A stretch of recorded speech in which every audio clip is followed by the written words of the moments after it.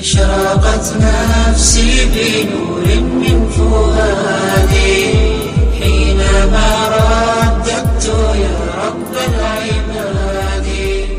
وانتشت روحي وصار الدمع.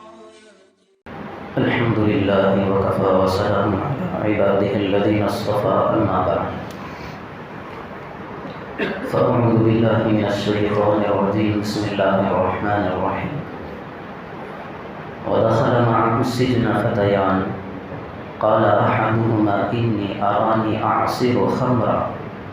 وقال الآخر إني أراني أحمل فوق رأسي خبزا تأكل الطير نبئنا بتأويله إنا نراك من المحسنين صدق الله العظيم. کل تک بات یہاں تک پہنچی تھی کہ حضرت یوسف علیہ السلام برائی کی طرف مائل نہ ہونے کی بنا پر حضرت یوسف علیہ السلام کو خیط خانہ بھیجنے کا فیصلہ کر لیا گیا تھا. چونکہ سارے محلے کی عورتیں جمع ہو گئی تھیں، زلیخا پر داغ دھبا لگ چکا تھا، تو یہ طے ہوا کہ زلیخا کی عزت اگر بچانی ہے تو یوسف کو اندر کرنا پڑے گا. چونکہ اللہ سے حضرت یوسف علیہ السلام نے بھی دعا مانگی تھی کہ اے اللہ، یہ برائی اس کے کام میں ملوث ہونے سے مجھے بہتر یہی ہے کہ مجھے قید خانہ پسند ہے. چنانچہ حضرت یوسف علیہ السلام کو قید خانے کے اندر بند کر دیا گیا. اب یہاں سے ان آیات کے بعد سے اللہ تبارک و تعالیٰ حضرت یوسف علیہ السلام کی قید والی جو زندگی تھی، قید کے اندر ان کے ساتھ کیا کیا احوال پیش آئے، وہاں پر بھی حضرت یوسف علیہ السلام نے اشاعت دین کا کام کیا. قیدیوں کے ساتھ بھی رہ کر بھی ان کے ساتھ مانوس ہونے کے بعد انہیں دین اسلام کی دعوت کس انداز سے دی،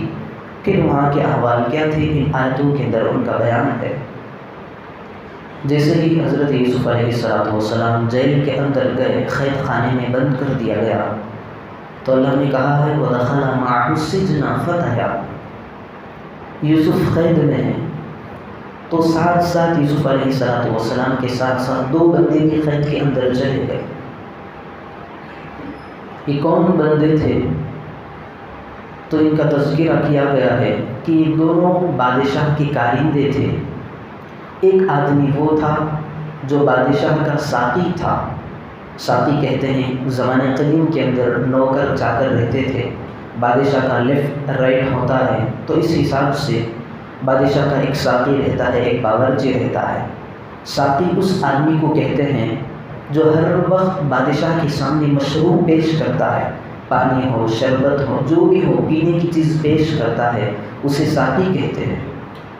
جو جیل کے اندر آئے تھے دو آدمی تھے، ایک بادشاہ کا ساقی تھا، بادشاہ کو شراب مطلب جو بھی پینے کی چیزیں وہ پیش کرتا، اور دوسرا بادشاہ کا پکاتی تھا، یعنی باورچی تھا، قسم قسم کے کھانے بنوا کر کے بادشاہ کے دربار میں دسترخوان کو سجانے والا تھا.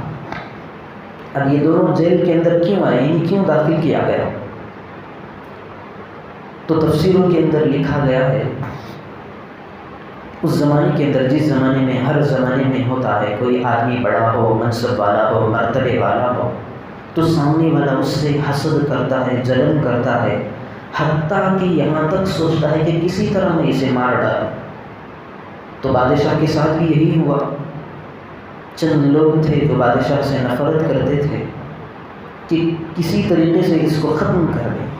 اب اس کی صورت کیا ہوگی؟ بادشاہ کے یہاں پہنچنا تو دور کی بات ہے، مشکل ہے، اسے مارے تو مارے کیسے؟ تو ہر زمانے کا یہی حال ہے کہ جب بھی کسی بڑے آدمی کو مارنا ہو، کوئی کام لینا ہو، تو سب سے پہلے اس کے اندر ایک غدار کو تلاش کیا جاتا ہے. مال کا لالچ دے کر کے، سونے جواہرات کا لالچ دے کر کے اسے خرید لیا جاتا ہے. اس کے بعد سے جو کام کرنا ہے آرام سے کر سکتے ہیں. یہاں پر بھی شہر میسور جو حضرت ٹیپو سلطان شہید رحمۃ اللہ علیہ تھے، جب کوئی کافر دشمن انگریز دیکھتا تو کتنا بھی بڑا مجمع ہو، جھمگٹا ہو، سب کے چہروں پر پسینے چھوٹ جاتے. صرف ایک بندے کو دیکھ کر انگریزوں کی پینٹ گیلی ہو جاتی، ان کے اندر مقابلے کی سکت نہیں ہوتی، حتیٰ کہ کتابوں میں ٹیپو سلطان رحمۃ اللہ علیہ کے بارے میں لکھا ہے کہ جب انہیں شہید کر دیا گیا تو 3 دن تک ان کی لاش کے پاس کوئی آدمی نہیں آیا، اتنا دبدبا تھا۔ اب اسے مارے تو کیسے مارے؟ تو انہی کے ٹیم سے ایک آدمی غدار کو چن لیا گیا، مال کا لالچ دے کر کے ٹیپو سلطان رحمۃ اللہ علیہ کو اس کا یہ بنا کر کے، مہرہ بنا کر کے شہید کر دیا۔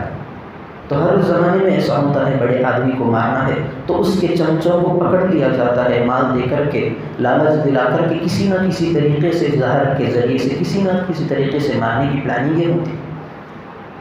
تو بادشاہ تھا تو دیکھا کہ اب بادشاہ کو ہم مارنے کے لیے جائیں تو کہاں سے گھس سکتے ہیں، ہمیں تو انٹری نہیں ہے۔ تو انہوں نے دیکھا کہ ایک ساقی ہے، ایک باورچی ہے، تو باورچی کو خرید لیا، خرید کر کے اس سے کہا کہ بھائی دیکھ، ہم تجھے اتنا پیسہ دیں گے، اتنا پیسہ دیں گے، تو مال و دولت والا ہو جائے گا، تو یہاں بادشاہ کے پاس جو کما رہا ہے اس سے دگنا تگنا کر کے تیرے حوالے کر دیں گے، بس ایک چھوٹا سا کام ہے، اس کو کر دے۔ اب جو حریص اور لالچی لوگ ہوتے ہیں تو آگے کا سوچتے نہیں، بس مال کے پیچھے پڑے رہتے ہیں۔ اس نے مان لیا۔ ماننے کے بعد باورچی کے ہاتھ میں زہر کی بوتل تھما دی گئی کہ جب تو بادشاہ کے لیے پکوان کرے گا، کھانا بنوائے گا تو شیشی کے اندر کے چند قطرے کھانے کے اندر ڈال دینا۔ تب وہ ایسا ہی کیا۔ زہر کی بوتل تھی جو شاہانہ دسترخوان بچھتا تھا، بادشاہ کے لیے رقم کے قسم قسم کے کھانے بنوائے جاتے تھے، اس میں جا کر کے اس نے زہر کی بوتل میں سے قطرے جھڑا دیے۔ اب بادشاہ کھائے گا تو مر جائے گا۔ اس بات کا علم ساقی کو ہو گیا، یعنی جو بادشاہ کا رائٹ ہینڈ تھا، شراب پلانے والا، جوس پلانے والا۔ یہاں پر جو لفظ شراب ہے، عربی میں شراب کہتے ہیں پینے والی چیز کو کہتے ہیں، جیسا قرآن میں اللہ کہتا ہے شرابن طہورا، شراب شراب ہے، جس طرح دنیا میں آخرت میں بھی شراب ہوگی، ورنہ تو شراب کا معنی پینے والی چیز ہے۔ تو یہاں پر جو عموماً شراب کا لفظ استعمال ہوتا ہے، اس سے پینے والی قسم کی عمدہ چیزیں مراد ہوتی ہیں۔ تو ساقی کو معلوم ہو گیا کہ اس بندے نے کھانے کے اندر بادشاہ کے زہر کو ڈالا ہے، تو دسترخوان بچھایا گیا۔ ایک طرف ساقی اپنی چیزوں کو، پینے کی چیزوں کو لا کر کے رکھا ہے، تو دوسری طرف دسترخوان بچھایا ہوا ہے، وہاں پر بھی کھانے کی چیزیں رکھی ہیں۔ اب جو بادشاہ کا رائٹ ہینڈ تھا اس نے کہا کہ آقا آپ کے کھانے میں زہر ملایا گیا ہے۔ باورچی کھڑا ہے، اس کا دم گھٹنے لگا، چونکہ جب آدمی کا راز فاش ہونے لگتا ہے تو چہرے پر پسینے چھوٹنے لگتے ہیں، اس کی 11-12 بجنے لگ جاتے ہیں۔ جیسے ہی اس نے سنا کہ اس نے زہر ملایا ہے تو فوراً اس پر وہ آدمی الزام لگانے لگا۔ باورچی کہنے لگا کہ اس ساقی نے جو تمہارا پلانے والا ہے، اس میں بھی جوس کے اندر اس نے زہر ڈالا ہے۔ چونکہ اس نے حقیقت بیان کر دی تو یہ آدمی الزام کے طور پر ساقی ہی پر کائے کو پلٹ کر رکھ دیا کہ اس بندے نے بھی پینے کی چیزوں کے اندر ملاوٹ کی ہے، زہر کی آمیزش ہے۔ اب بادشاہ نے دیکھا، ساقی سے کہا کہ بھائی اس کو اٹھا دے، یعنی پی کر کے دکھا۔ اب ساقی تو جو چیز لاتا تھا، پانی ہو یا شربت ہو، اس کے اندر کوئی چیز نہیں تھی، تو اس نے آرام سے پانی پی لیا، دیکھا کہ کوئی اثر نہیں ہے۔ اب ساقی کا کام ہو گیا، اس میں زہر نہیں تھا، تو باورچی سے کہا کہ اب اس کو کھانا کھا کر کے دکھا۔ اب چونکہ زہر تھا، کون آدمی جرأت کر سکتا ہے کہ زہر والا کھانا کھائے؟ وہ پیچھے ہٹ گیا، کھانا کھانے سے منع کر دیا۔ تو بادشاہ نے کہا کہ جانوروں کو کھلا دو، معلوم ہو جائے گا، اس کا راز فاش ہو جائے گا۔ چنانچہ جیسے ہی وہ کسی جانور کو کھلایا گیا تو جانور کھانے کے ساتھ فوراً انتقال ہو گیا، وہ مر گیا۔ اب پھر بادشاہ نے دیکھا کہ ایک غلطی اس کی ہے، ایک غلطی اس کی بھی ہے۔ ایک غلطی اس کی جو ساقی کی ہے یہ تھی کہ پہلے ہی سے جانتا تھا تو دسترخوان بچھانے سے پہلے اطلاع کیوں نہیں کیا، چونکہ راز سے واقف تھا کہ کھانے کے اندر زہر ملایا جانے والا ہے، تو پہلے سے کیوں نہیں بتایا۔ اس کی غلطی یہ تھی، اس کی جو سنگین جرم تھا اس نے کھانے کے اندر زہر ملا کر کے بادشاہ کے ساتھ غداری کی ہے، تو دونوں ہی کو جیل میں بھیج دیا۔ وَدَخَلَ مَعَهُ السِّجْنَ فَتَيَانِ، اب گئے جیل کے اندر رہنے لگے، یوسف علیہ السلام کی عادتوں کو دیکھنے لگے۔ دیکھنے کے بعد ان میں سے ایک آدمی نے آ کر کے یوسف علیہ السلام کے سامنے آ کر کے کہا ہم دونوں نے ایک عجیب و خواب دیکھے ہیں، ایک خواب اس کا علیحدہ ہے، میرا علیحدہ ہے۔ قال احدهما انی ارانی اعصر خمرا وقال الاخر انی ارانی احمل فوق رأسی خبزا تأکل الطیر منه نبئنا بتأویلہ انا نراک من المحسنین۔ آ کر کے کہنے لگے ہم دونوں نے خواب دیکھے ہیں، ہم تمہارے پاس اپنی خواب رکھنا چاہتے ہیں، آپ اس کی تعبیر بیان کر دیجئے۔ کیوں؟ انا نراک من المحسنین، ہم آپ کو محسن سمجھتے ہیں۔ وہ کون سا کام تھا جن کی وجہ سے لوگوں نے حضرت یوسف علیہ السلام کو محسن کہا؟ تو حضرت یوسف علیہ السلام جب جیل کے اندر داخل ہوئے، جانے کے بعد اگر قیدیوں میں سے کوئی بیمار ہو جاتا تو اس کی عیادت کے لیے تشریف لے جاتے، اگر کسی کی جگہ تنگ ہو جاتی تو کشادے کا راستہ اختیار کر کے دے دیتے، اگر کوئی ڈپریشن کا شکار ہے، غم زدہ ہے، خوف میں مبتلا ہے، جس کے سر کے اندر دھن لگا ہوا ہے غم کا، تو اس کے دل کے اندر سے، دماغ کے اندر سے اس کے خوف کو، غم کو دور کرنے کی کوشش کرتے، یہاں تک کہ بندوں پر اتنی انتھک محنت کرتے کہ بندہ اگر کوئی پریشانی میں ہے، مبتلا ہے، تو اس کی پریشانی کو کیسے ختم کرو۔ تو حضرت یوسف علیہ السلام کا یہی حال رہتا تھا، کیونکہ مانوس کرنا تھا، جو لوگ قید میں ہیں ان کو مانوس کر کے ان کو اللہ کے دین کی طرف مائل کرنا تھا۔ تو انہوں نے دیکھا کہ اتنا اچھا بندہ ہے، یہ تو خیر خواہ ہے، اگر ہم اپنے خواب کو اس کے سامنے رکھیں گے تو یقیناً کوئی راستہ یہ ہمیں نکلنے کا، باہر جانے کا دے دے گا، ہمارے خواب کی صحیح تعبیر بتا کر کے ہمیں خوش کر دے گا۔ تو ایک جو آدمی تھا، جو ساقی تھا، بادشاہ کو پلانے والا، جو جوس ہے یا پانی ہے پلانے والا تھا، اس نے کہا انی ارانی اعصر خمرا، میرے ساتھ یہ معاملہ ہوا کہ میں نے خواب میں دیکھا کہ میں انگور کے درخت کی جڑ کے نیچے کھڑا ہوں اور میرے سر پر اس انگور کی 3 خوشیں ہیں، اور میں اپنے ہاتھ سے انگور نچوڑ کر کے ایک پیالے میں رکھ رہا ہوں، بادشاہ کو دے رہا ہوں، بادشاہ اس میں سے لے کر کے پی رہا ہے۔ پھر یہ بندہ ہٹ گیا، دوسرا بندہ آیا، آ کر کے کہنے لگا انی ارانی احمل فوق رأسی خبزا تأکل الطیر منه، میں خواب ایسا دیکھ رہا ہوں کہ میں اپنے خواب کے اندر یہ دیکھ رہا ہوں کہ میرا سر ہے، اس پر 3 ٹوکریاں ہیں، ایک ٹوکری میں کھانا رکھا ہے، چونکہ یہ خواب کی بات ہے، ایک ٹوکری میں کھانا رکھا ہوا ہے اور دوسری ٹوکری میں کھانے والی اشیاء ہیں، پھر ایک ٹوکری کے اندر ایک پلیٹ یا برتن وغیرہ میں روٹیاں رکھی ہوئی ہیں، اور میں دیکھ رہا ہوں کہ میرے سر کے اوپر پرندے گھوم رہے ہیں، میرے سر کے اوپر آ کر کے روٹیوں کو نوچ نوچ کر لے جا رہے ہیں، بتائیں آپ اس کی تعبیر کیا ہے؟ تو حضرت یوسف علیہ السلام نے کہا لا یأتیکما طعام ترزقانہ الا نبأتکما بتأویلہ، ارے انتظار کرنا، اب آئندہ بار جو تمہارے پاس کھانے کی چیزیں آئیں گی ایسا سمجھیں کہ دوپہر کا کھانا کھا چکے تھے، اب حضرت یوسف کہہ رہے ہیں کہ اب شام کا وقت جب کھانا آئے گا تمہارے پاس، تمہارا کھانا پہنچنے سے تم تک پہلے میں تمہاری خواب کی تعبیر بتا دوں گا۔ اب پھر ان کی خواب کی تعبیر سن لیے، چونکہ انہوں نے دیکھا کہ یوسف ہمارا محسن ہے، خیر خواہ ہے، تو حضرت یوسف علیہ السلام کو موقع ہاتھ آ گیا، دونوں کو قریب بلا کر کے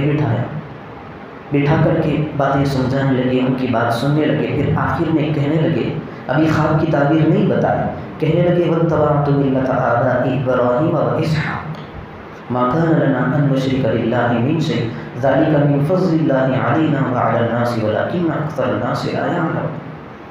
اب دین کی طرف سمجھانے کی کوشش کر رہے ہیں کہ دیکھیں میرے باپ ابراہیم، یوسف علیہ السلام کہہ رہے ہیں کہ یعقوب کے بعد اسحاق کے بعد ابراہیم، میں ان کے اللہ پر میں ایمان لاتا ہوں، ان کی میں پیروی کرتا ہوں، یعنی اچھے آدمیوں کی میں پیروی کرتا ہوں، شرک کرنا ہمارے لیے جائز نہیں۔ ما کان لنا ان نشرک باللہ من شیء، شرک تو دور کی بات، شرک کی آمیزش بھی اللہ کے ہاں نامعافی جرم ہے، ناقابل جرم ہے، یعنی معاف ہی نہیں ہو سکتا۔ ولیکن اکثر الناس لا یعلمون، لیکن بہت سارے لوگ ایسے ہیں جو سمجھنے سے قاصر ہیں۔ پھر انہی سے کہا یا صاحب السجن اارباب متفرقون خیر ام اللہ الواحد القہار، اے میرے دونوں ساتھیوں تم مجھے بتاؤ کہ ایک خدا بہتر ہے جو ہزاروں کے خدا تم لوگوں نے معبود بنا لیے ہیں وہ بہتر ہے۔ کوئی پتھر کو تراش کر کے کھانا لینے والا بنا لیتا ہے، کوئی پانی کو برسانے والا خدا معبود بنا لیتا ہے، کوئی روزی دینے والا پتھر کو معبود بنا لیتا ہے، اور کوئی اولاد دینے والا بنا لیتا ہے، کوئی مشکلات کو دور کرنے کے لیے پتھر کو معبود بنا لیتا ہے۔ یہ بہتر ہے ام خیر ام اللہ الواحد القہار، یا ایک زبردست طاقت والا اللہ کا جو مالک ہے وہ بہتر ہے۔ حضرت یوسف علیہ السلام کھول کر کے سمجھا رہے ہیں جن بتوں کی ہماری قوم پوجا کرتی ہے، معبود بنا لیتی ہے، ایسے ہیں ان یسلبہم الذباب شیئا لا یستنقذوہ، یہ اتنے نکمے ہیں، یہ اتنے بے غیرت ہیں جن کے اندر کوئی قدرت نہیں ہے۔ بتوں کے سامنے اگر مکھی آ کر کے بیٹھ جائے میٹھی چیز پر، اگر ایک دانہ مکھی کی جو سونڈ ہوتی ہے باریک سی، وہ اپنی مٹھائی کا ایک چھوٹا سا باریک ٹکڑا اٹھا کر کے بھی لے جائے، وَإِن يَسْلُبْهُمُ الذُّبَابُ شَيْئًا لَا يَسْتَنقِذُوهُ، یہ بت اتنی طاقت نہیں رکھ سکتے کہ مکھی کو ہٹا سکے، تو یہ تمہارے معبود کیسے ہو سکتے ہیں؟ تو سمجھاتے رہے، دین کی بات سمجھاتے رہے، تو ان کی باتیں سمجھ میں آ گئی۔ پھر اب وقت آ گیا ہے، حضرت یوسف علیہ السلام نے کہا، پہلے بندے سے کہا اما احدکما فیسقی ربہ خمرا، جو ساقی تھا، جو جس بندے نے خواب دیکھا ہے کہ وہ خواب کے اندر بادشاہ کو انگور کا رس نچوڑ کر کے جوس پیالے میں رکھ کر کے بادشاہ کو پلا رہا ہے، اس کا مطلب یہ ہے کہ تمہیں جس عہدے سے نکال کر کے جیل میں ڈالا گیا ہے پھر واپس اسی عہدے پر واپس قائم رکھا جائے گا، کیونکہ تمہاری غلطی نہیں ہے، تم نے بادشاہ کے ساتھ غداری نہیں کی ہے، بادشاہ کو سچ سچ بتایا ہے، صرف تمہاری چھوٹی سی لفزش یہی تھی کہ تم نے بتانا پہلے تھا لیکن بعد میں بتایا ہے، اس وجہ سے تم یہاں پر آ کر کے رہ گئے ہو جیل کے اندر۔ پھر جو دوسرا بندہ تھا، وَأَمَّا الْآخَرُ فَيُسْلَبُ فَتَأْكُلُ الطَّيْرُ بِالرَّأْسِ، تو دوسرے سے کہا کہ بھائی اب تم چند دن کے مہمان ہو، تم نے جو خواب میں دیکھا ہے کہ تمہارے سر پر 3 پلیٹ ہیں یا ٹوکریاں جو بھی ہیں، کھانے رکھے ہیں، روٹی کے ٹکڑے ہیں، اس میں سے نوچ کر کے پرندے اچک کر کے لے جا رہے ہیں، اس کا مطلب یہ ہے کہ ہم قریب تمہیں پھانسی دی جائے گی۔ ایک کا خواب یوں ہے کہ اس کو رہا کر دیا جائے گا، یہ ساقی بن کر کے زندگی بھر رہے گا، اور تمہیں غداری کی سزا یہی ملے گی کہ تم چند دن کے مہمان ہو، پھانسی پر تمہیں لٹکا دیا جائے گا۔ پھر حضرت یوسف علیہ السلام نے ان دونوں میں سے ایک آدمی سے کہا، وَقَالَ الَّذِي نَجَا مِنْهُمَا، ان دونوں میں سے کہا، اذکرنی عند ربک فانساہ الشیطان، ایک آدمی کو مرنا تھا تو وہ بھی بتا دیا، ایک آدمی کو بچ کر کے رہنا تھا، اس آدمی سے حضرت یوسف کہہ رہے ہیں کہ جب تم بادشاہ کے پاس جاؤ گے تو جا کر یہ کہہ دینا کہ یوسف اچھے اوصاف کا مالک ہے، یوسف کی کوئی غلطی نہیں ہے، تم کیوں اندر رکھے ہو، یوسف کو قید کے اندر کیوں ڈال رکھے ہو، اس پر انتہائی ظلم کیا جا رہا ہے، وہ تو بے گناہ ہے، ایک بے گناہ آدمی کو لے جا کر کے جیل کے اندر ڈال دینا، قید و بند کے اندر اسے اندر کر دینا بہت بڑا انتہائی ظلم ہے، ظلم عظیم ہے۔ تو حضرت یوسف علیہ السلام نے اسے کہا کہ بھائی جا، تو جب جائے گا تو بادشاہ کے سامنے میرا تذکرہ بھی کر دینا کہ یوسف اچھے اوصاف کا مالک ہے۔ اب یہ بندہ جانا تھا، چلا گیا، یہ جا کر کے ساقی کا کام عہدہ اسے واپس مل گیا، پھر اس آدمی کو فوراً سزا دے دی گئی، اسے پھانسی پر لٹکا دیا گیا۔ اب ایک وقت آیا، یوسف علیہ السلام نے اسے کہا تھا کہ جا کر کے بادشاہ کے سامنے میرا تذکرہ کرنا، میرے اوصاف کو بیان کرنا، لیکن قرآن کہتا ہے فَأَنسَاهُ الشَّيْطَانُ ذِكْرَ رَبِّهِ، تو شیطان نے یہ بات بھولا دی، فَلَبِثَ فِي السِّجْنِ بِضْعَ سِنِينَ، تو نتیجہ یہ ہوا کہ حضرت یوسف علیہ السلام بہت سال اور زیادہ مزید جیل کے اندر انہیں کاٹنا پڑا۔ اللہ کے رسول صلی اللہ علیہ وسلم نے فرمایا، اللہ میرے بھائی یوسف پر رحم کرے، کیوں رحم کرے؟ انہوں نے اپنے خالق سے مانگنے کے بجائے مخلوق سے مانگ دیا ہے، کہتے تو اللہ سے کہنا چاہیے تھا کہ اے اللہ میں رہا میں ہوں، اور اللہ مجھے رہائی نصیب فرما، میں قید و بند کے صعوبتیں جھیل رہا ہوں تو مجھے رہا کر دینا۔ لیکن حضرت یوسف علیہ السلام نے اللہ سے نہیں مانگا، اللہ اس سے بندے سے کہا کہ جاؤ، جا کر کے تمہارے بادشاہ سے میرے رہائی کے بارے میں کچھ کہہ دینا۔ تو اللہ کے رسول صلی اللہ علیہ وسلم نے فرمایا، حضرت یوسف علیہ السلام نے چونکہ مخلوق کی طرف توجہ تھی، مانگنا تو اللہ کی طرف تھا لیکن مخلوق کی طرف توجہ کرنے کی وجہ سے فلبث فی السجن بضع سنین، صرف ایک چھوٹی سی معمولی لغزش کی بنا پر نبی کو بطور مؤاخذہ یا ڈانٹ کی خاطر اللہ نے یہ سزا دی کہ حضرت یوسف علیہ السلام اور سالوں سالوں تک جیل میں رہنا پڑا۔ صرف معمولی سی چھوٹی سی چوک ہے، یہ اتنی بڑی غلطی نہیں تھی، لیکن انبیاء کی چھوٹی سی چوک کو اللہ اصلاح کرنے پر جب آتا تھے تو بڑے بڑے فیصلے کر دیتا۔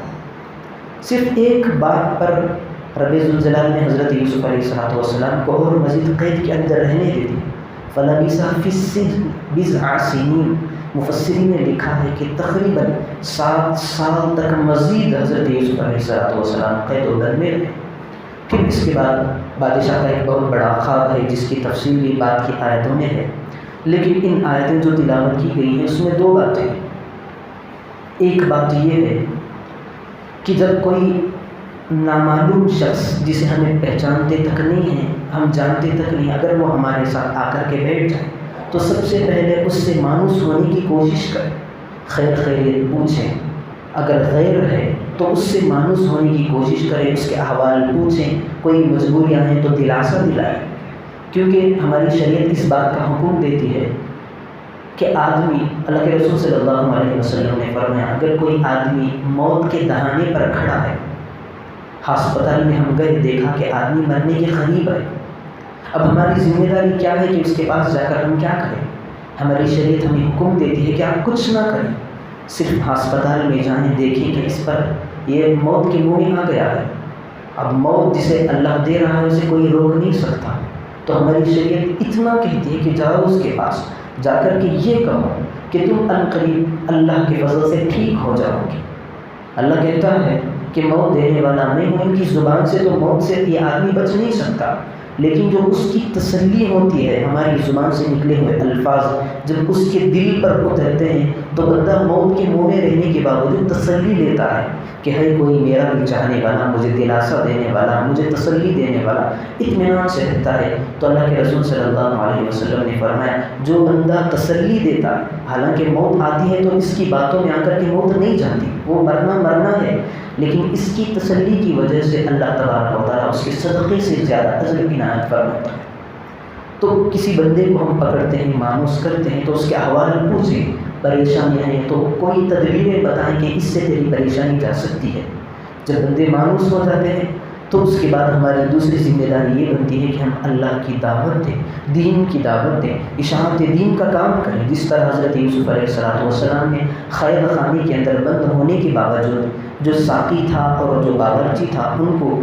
اللہ کی دعوت دے رہے ہیں، وحدانیت کی دعوت دے رہے ہیں۔ ایک تو یہ ہے کہ نامانوس آدمی سے پہلے مانوس ہونا ہے، پھر احوال پوچھنا ہے، پھر نماز کی دعوت دینا ہے، کافر مل جائے، غیر مسلم مل جائے تو اسلام کی دعوت دینا ہے۔ بہت سارے ہمارے مسلمان بھائی ہیں ایسے ہیں، نماز سے دور، زکوٰۃ سے دور، نوافل سے دور، صدقات سے دور، خیرات سے دور۔ اب ایسے بندوں کو سمجھائے گا تو کون سمجھائے گا؟ یہ ہماری ذمہ داری ہے۔ ہم ایک بستی میں رہتے ہیں، ایک محلے میں رہتے ہیں، اگر ہمارا دیندار بھائی نماز پڑھنے کے لیے نہیں آ رہا ہے، ہم تو عید کی نماز کو دیکھیں، عید کا دن جب بھی آتا ہے محلے کے اندر ایک آدمی بھی گھر کے اندر بیٹھا نہیں رہتا، شاید کہ کوئی بیٹھ جائے، لیکن ایک آدمی بھی گھر کے اندر نہیں بیٹھتا، سارے عید کے لیے چلے جاتے ہیں، مساجد آتے ہیں، عیدگاہ چلے جاتے ہیں، جبکہ عید کی نماز فرض نہیں واجب ہے۔ عید کی نماز فرض ہی نہیں ہے، واجب ہے۔ اگر عید کی نماز چھوٹ جائے تو شریعت کہتی ہے کہ بھائی ضحیٰ کے یعنی 4 کے 4 رکعت پڑھ لے، اگر عذر سے نماز چھوٹ جائے، عید کی کہیں پر بھی جماعت نہ ملے تو 4 نوافل ہیں، شریعت کہتی ہے کہ 4 نوافل پڑھ لے، اللہ سے امید رکھ لے تو اللہ عید کا ثواب دے سکتا ہے۔ تو یہ عید کا حکم ہے، لیکن یہ جو ہم 5 نمازیں اللہ تبارک و تعالیٰ نے ہم پر فرض کیا ہے، یہ کسی صورت میں معاف نہیں ہے۔ عید کی نماز کو بندہ عید کی نماز کے لیے جاتا ہے، لیکن 5 نمازیں جو اللہ کے غصے کو بھڑکا دیتی ہیں، یہ نمازیں چھوڑ دیتا ہے، یہ کہاں کی عقل ملتی ہے؟ تو اگر کوئی ایسا بندہ ہمیں مل جائے تو سب سے پہلے قبر کے اندر نماز کے بارے میں سوال ہوگا، تو ایسے بندے سے مانوس ہونے کے بعد سب سے پہلے نماز کی دعوت دیں، دین کی دعوت دیں، اسلامی شعار کے انہیں پابند بنائیں، پھر دوسرا میسج ان آیتوں کے اندر یہ دیا گیا ہے کہ جب بھی کوئی مصیبت آ جائے، اللہ کے رسول صلی اللہ علیہ وسلم نے یہاں تک بتا دیا ہے کہ اگر کسی آدمی کے چپل یا جوتے کا تسمہ بھی ٹوٹ جائے تو اللہ سے مانگو۔